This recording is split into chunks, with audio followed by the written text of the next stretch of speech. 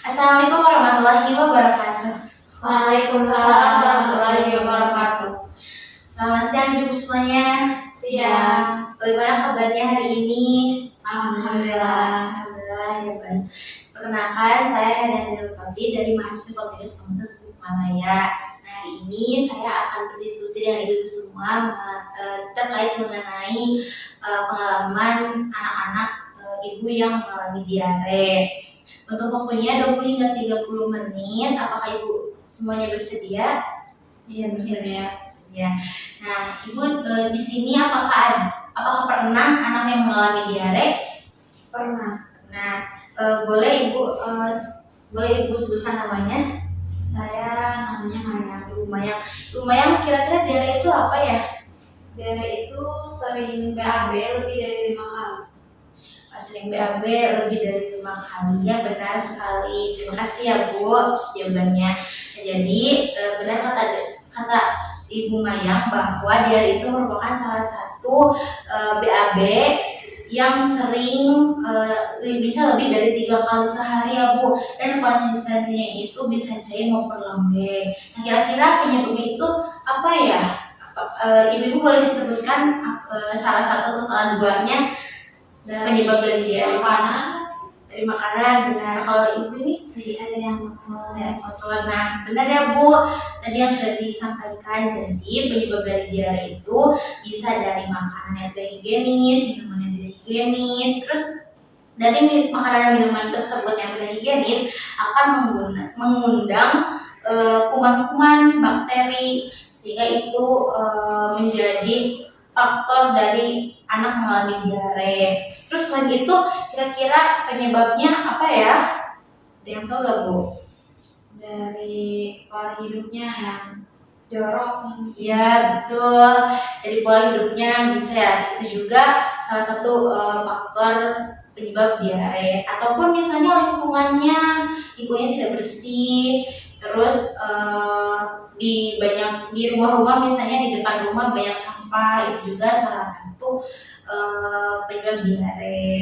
Nah, kalau misalnya anak sudah mengalami diare, tadi Ibu Maya kan mengatakan pernah anaknya mengalami diare. Gejala apa sih ya Bu yang sering anaknya pada saat itu rasakan? Waktu itu BAB-nya tuh cair, terus juga mual sama muntah. Mual sama muntah, yang benar ya Bu, tadi sudah disebutkan BAB-nya cair, terus bisa tiga kali sehari, ada mual muntah ya. Nah, dari mual muntah itu ibu bisa mengalami dehidrasi atau kekurangan cairan. Nah, nanti kalau misalnya anak-anaknya kurang cairan, anaknya itu nanti akan lemas, rewel, biasanya jadi gak mau makan ya Bu, biasanya seperti itu. Nah, dari dehidrasi tersebut ternyata dia ini memiliki macam-macamnya Bu. Bisa dari yang ringan sampai yang berat. Ternyata diare itu ada yang diare akut. Diare akut itu ada yang tahu nggak Bu diare akut itu apa? Nah, jadi diare akut itu diare yang bisa terjadi kurang dari 14 hari. Jadi kalau misalnya anaknya itu nggak sampai dikasih pertolongan pertama, tuh bisa aja lebih dari 14 hari. Nah, kalau misalnya lebih dari 14 hari namanya diare persisten, di diare yang terus menerus. Nah, kalau misalnya diarenya terus menerus, itu jadi dehidrasi atau kekurangan cairan. Kalau misalnya udah sampai dehidrasi berat, maka harus langsung dirujuk ke fasilitas kesehatan ya Bu, jangan ditunda-tunda. Nah, ada pun satu lagi yang menjadi prihatin kita gitu ya, kalau misalnya anak diare sampai ada mengeluarkan darah ataupun lendir. Nah, ini harus jadi peringatan ya buat ibu-ibu, kalau misalnya anaknya lagi diare harus dilihat apakah ada darah ataupun enggak gitu. Nah, dari yang tadi sudah dijelaskan, tadi saya sudah mengatakan ada pertolongan pertama ya Bu. Waktu itu Ibu Mayang pernah ngasih apa ke anaknya saat diare? Obat dari apotek. Oh, sudah pernah dikasih obat ya Bu? Obat apa kalau boleh tahu? Obat Obat diapet yang benar ibu. Nah, tadi ke apotek tuh beli obat. Nah, contohnya itu seperti obat oralit bu, obat oralit. Nah kan obat oralit itu ada yang tablet, ada yang sirup. Nah kalau misalnya buat anak-anak sih biasanya yang sirup ya, karena kan anak-anak susah makan obat gitu ya bu. Jadi harus gimana caranya biar dia tuh bisa makan obat oralit itu. Terus ada juga obat zinc bu. Jadi obat zinc itu fungsinya itu biar gak AB terus menerus gitu. Biasanya dimakannya itu 10 sampai 14 hari. Tapi kalau misalnya untuk bayi, sebenarnya itu tergantung dari kemasannya atau produknya bu. Jadi biasanya di situ ada tertulis kayak dosisnya berapa gitu kan. Buat anak berapa, buat bayi berapa. Tapi umumnya kalau buat bayi itu 10 mg, kalau misalnya buat anak-anak 20 mg per hari. Terus kan biasanya anak-anak kalau lagi diare tuh lemas, gak mau makan. Tapi kita tuh harus pinter-pinter bu. Kalau misalnya anaknya gak mau makan, harus tetap dikasih makan, harus tetap dikasih ASI. Itu penting banget karena kan di dalam ASI itu ada kayak imun biar antibody gitu. Jadi biar imunnya tuh gak menurun gitu. Jadi kita tetap kasih ASI aja. Gimana kita pinter-pinternya aja ngasih makan gitu ya, biar dia ada asupan. Kalau enggak kan nanti jadi dehidrasi, jadi nanti malah tambah parah gitu. Nah seperti itu. Sebelumnya apakah ada yang ditanyakan terlebih dahulu bu? Tidak ada. Saya lanjutkan ya. Nah kalau misalnya kita sudah tahu nih ya bu, gimana cara tahu itu apa diare, penyebabnya apa gitu kan. Terus udah tahu cara mengobatinya di rumah, khususnya di rumah ini kita udah tahu. Nah tadi kan sudah dijelaskan kira-kira gimana sih agar kita tuh bisa menjaga anak kita menjauhkan dari resiko diare. Kan tadi penyebabnya tuh karena makanan minumannya tidak higienis gitu ya bu. Terus apalagi bu tadi lingkungannya. Nah gimana kita caranya biar kita tuh bisa menjauhkan anak dari resiko diare? Menjaga pola makan. Ya, jangan makan. Ibu sebelah sini, boleh sebutkan? Ya sama aja ya, menjaga pola makan juga, terus menjaga kebersihan. Ya, betul bu. Nah, jadi caranya itu bisa dari yang paling sederhana.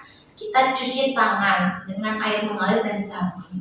Ibu-ibu mungkin tahu ya cara cuci tangan yang baik dan benar. Ya, karena di sana tuh kan tangan kita tuh setelah aktivitas pasti banyak kuman, bakteri, apalagi anak-anak mainnya di luar, yang kotor-kotorannya main tanah mungkin dari luar tuh. Nah kita sebaiknya bisa menjaga anak kita atau mengajarkan kepada anak kita juga bagaimana cara cuci tangan yang benar, yang benar dengan air sabun ataupun dengan hand sanitizer, itu yang lebih praktisnya. Yang kedua tadi kan ada makanan dan minuman yang higienis. Caranya gimana sih yang paling sederhana agar makanan atau minuman kita higienis? Gimana caranya bu? Tahu nggak? Caranya, contohnya sih misalnya ibu-ibu di rumah pakai galon atau pakai air yang diolah? Galon. Nah ini kalau misalnya ibu-ibu ini tidak punya galon, misalnya pakai air olahan atau air keran.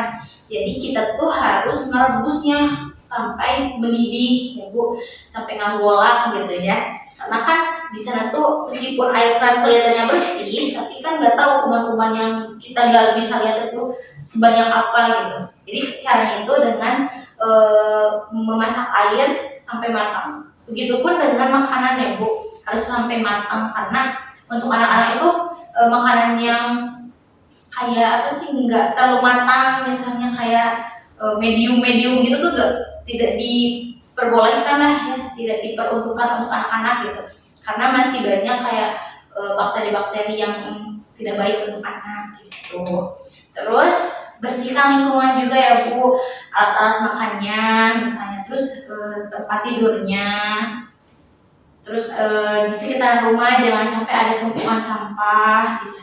Karena kalau misalnya ada lalat nih bu dari sampah hingga ke makanan, terus anak itu nggak tahu misalnya di meja makan ternyata makanannya udah disinggapi lalat, kita harus pinter-pinter gitu. Kalau misalnya udah tahu itu udah terkontaminasi gitu ya Bu, udah sama lalat, jangan sampai dimakan oleh anak-anak. Terus gunakan juga toilet. Ibu-ibu di toiletnya bersih nggak? Bersih, yakin. Ya, gunakan juga ya toilet ataupun jambannya yang bersih. Jadi kan di sana tuh udah tahu ya WC tuh banyak kumannya gitu. Kalau misalnya kita nggak ngebersihin, pasti lebih banyak lagi gitu. Seperti itu Bu. Nah sampai sini apakah ada yang ditanyakan dari ibu-ibu semuanya? Enggak. Nggak ada. Nah kalau nggak ada saya tanya deh. Tadi kan udah tahu ya darah itu apa, penyebabnya apa. Saya di sini mau nanya ke ibu sebelah sini deh. Ibu namanya siapa? Ibu Lia. Ibu Lia. Ibu tadi kira-kira ibu tahu nggak diare sama penyebabnya itu apa? Penyebab diare sama diare itu apa sih? Diare itu suatu penyakit ya, dikarenakan pola makannya yang tidak sehat gitu, terus kurang bersih juga lingkungannya. Nah untuk penyebabnya juga ya itu karena makanan yang salah gitu, yang terkontaminasi juga kan sama kuman-kuman atau kayak yang tadi dijelaskan ada lalat hinggapi ke makanan gitu. Ya, betul. Terima kasih Ibu Lia ya. Nah, benar ya Bu tadi yang dikatakan Bu Lia. Nah, tadi saya juga menjelaskan ada gejalanya dan bagaimana sih kita menanganinya. Ibu Mayang tahu nggak? Ada yang masih ingat nggak Bu?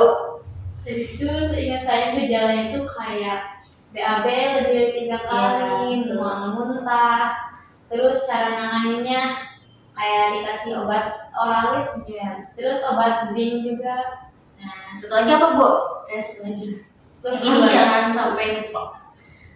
Satu lagi itu apa lagi saya? Nah, satu lagi itu tadi kan Ray bener ya Bu, kasih obat paralit, obat zinc. Satu lagi itu kita tetap kasih ASI Bu, ASI sama makanannya yang lunak ya. Jadi kalau misalnya anak nggak mau makan, jangan ikutin egonya Bu, jangan dibiarin gitu ya, tetap kasih makan. Harus pintar-pintarnya kita ngasih apa sih kayak dirayu gitu biar makan kayak gitu. Terima kasih Ibu atas jawabannya. Apakah ada yang ingin ditanyakan lagi Bu? Cukup. Nah Ibu, agar ibu-ibu bisa ingat terus apa yang tadi sudah saya sampaikan. Ini saya ada brosur atau leaflet. Nanti kalau misalnya Ibu lupa bisa baca ini. Ini saya bagikan ya Bu.